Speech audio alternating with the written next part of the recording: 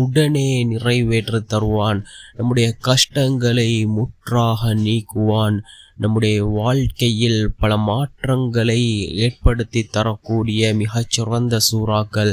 அதே போன்று அனைத்து விதமான நோய்களையும் குணப்படுத்தும் அப்படிப்பட்ட மிகச்சிறந்த சூறாக்களைத்தான் நாம் இன்றைய வீடியோவில் பார்க்க இருக்கின்றோம்.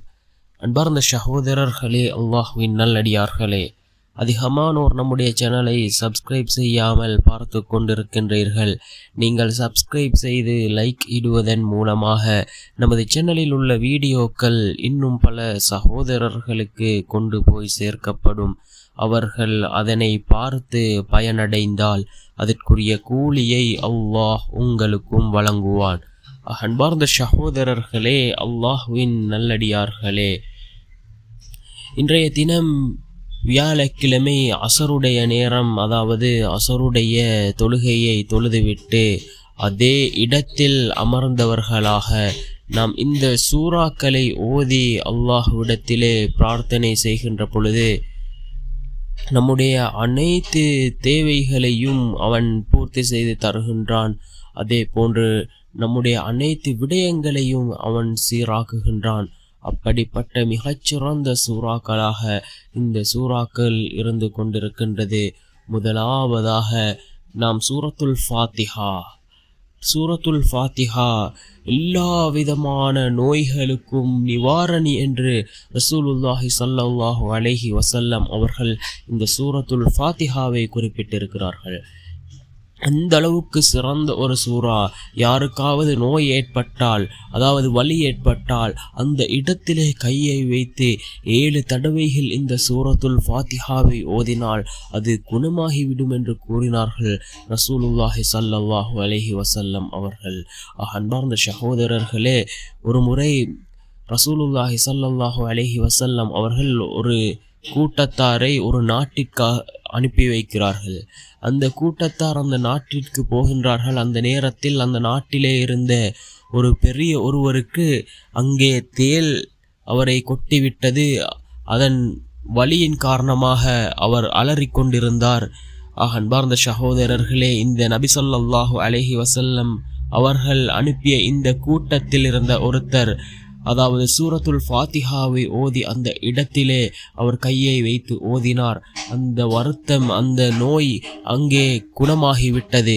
அன்பார்ந்த சகோதரர்களே, அந்த அளவுக்கு சிறந்த ஒன்றாக இந்த சூரத்துல் ஃபாத்திஹா இருந்து கொண்டிருக்கின்றது. இந்த சூரத்துல் ஃபாத்திஹாவை நாம் 7 தடவைகள் ஓதுவோம். பிஸ்மில்லாஹிர் ரஹ்மானிர் ரஹீம். அளவற்ற அருளாளன் நிகரற்ற அன்புடையோன் அல்லாஹ்வின் பெயரால் ஆரம்பம் செய்கின்றேன். அல்ஹம்துலில்லாஹி ரப்பில் ஆலமீன். அனைத்து புகழும் அகிலங்கள் எல்லாவற்றையும் படைத்து வளர்த்து பரிபக்குவப்படுத்தும் அல்லாஹுக்கே உரியது. அர் ரஹ்மானிர் ரஹீம். அவன் அளவற்ற அருளாளன் நிகரற்ற அன்புடையோன். மாலிகி யௌமித்தீன். அவனே நியாய தீர்ப்பு நாளின் அதிபதியும் ஆவான். இய்யாக நஅபுது வ இய்யாக நஸ்தஈன். இறைவா, உன்னையே நாங்கள் வணங்குகிறோம், உன்னிடமே நாங்கள் உதவியும் தேடுகின்றோம். இஹ்தினஸ் ஸிராத்தல் முஸ்தகீம். நீ எங்களை நேர்வழியில் நடத்துவாயாக. ஸிராத்தல் லதீன அன்அம்த அலைஹிம் கைரில் மக்தூபி அலைஹிம் வலத்தால்லீன்.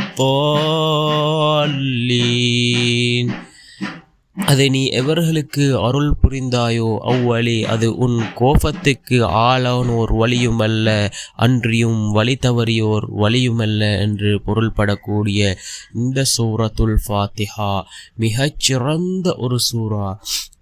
இதனுடைய ஒவ்வொரு வசனங்களும் நாம் அல்லாஹ்விடத்திலே பிரார்த்தனை செய்யக்கூடிய வசனங்களாக இருந்து கொண்டிருக்கின்றது. அதிகமாக இந்த சூரத்துல் ஃபாத்திஹாவை ஓதுவோம், ஓதி அல்லாஹ்விடத்திலே பிரார்த்தனை செய்வோம்.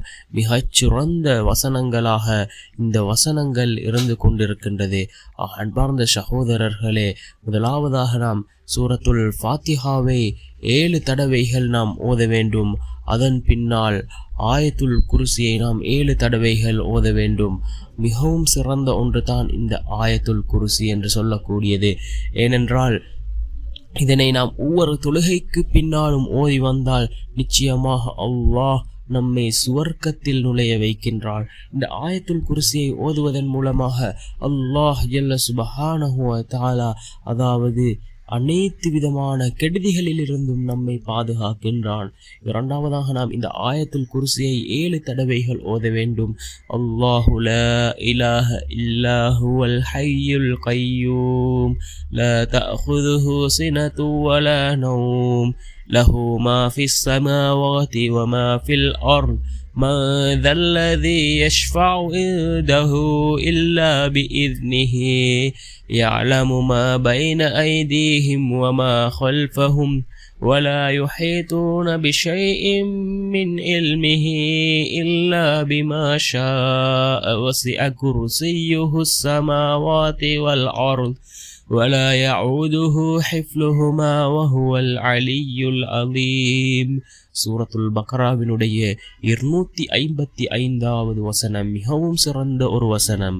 இதனுடைய பொருளை பாருங்கள். அல்லாஹ்வை தவிர வணக்கத்திற்குரியவன் வேறு யாரும் இல்லை. அவன் என்றென்றும் உயிருடன் இருப்பவன். அவனுக்கு சிறு உறக்கமோ ஆழ்ந்த உறக்கமோ ஏற்படாது.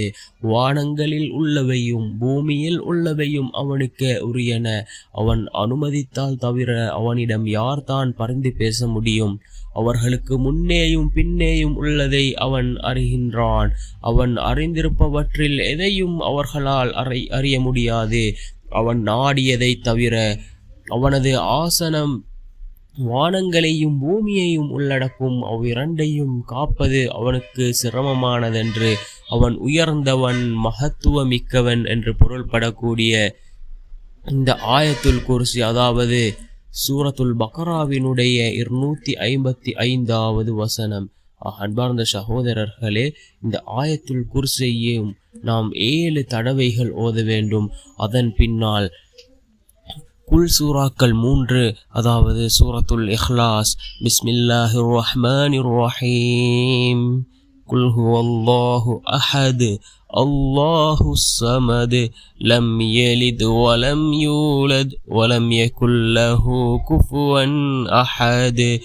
இந்த குல் சூரா அதாவது சூரத்துல் இஹ்லாஸை 7 தடவைகள். அதன் பின்னால் சூரத்துல் ஃபலக், குல் அஊது பிரப்பில் ஃபலக் من شر ما خلق ومن شر غاسق إذا وقب ومن شر النفاثات في العقد ومن شر حاسد إذا حسد. இந்த சூரத்துல் ஃபலக்கை 7 தடவைகள். அதன் பின்னால் சூரத்துன் நாஸ் அதாவது குர்ஆனினுடைய இறுதி சூரா, பிஸ்மில்லாஹிர் ரஹ்மானிர் ரஹீம், குல் அஊது பிரப்பின் நாஸ், மலிக்கின் நாஸ், இலாஹின் நாஸ், மின் ஷர்ரில் வஸ்வாசில் ஹன்னாஸ், அல்லதி யுவஸ்விசு ஃபீ சுதூரின் நாஸ், மினல் ஜின்னதி வன்னாஸ். இந்த சூரத்துன் நாஸை 7 தடவைகள்.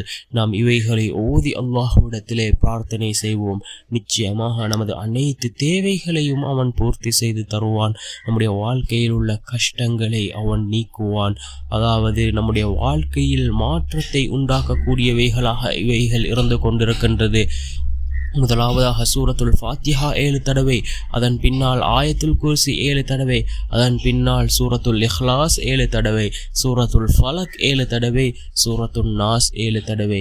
இதனை ஓதி நாம் அல்லாஹ்விடத்திலே பிரார்த்தனை செய்வோம். வல்ல நாயனம் அனைவரின் பாவங்களையும் மன்னித்து உயர்ந்த ஜன்னத்துல் ஃபிர்தௌஸ் என்ற சுவனத்தில் நம் அனைவரையும் ஒன்று சேர்ப்பானாக. ஆமீன்.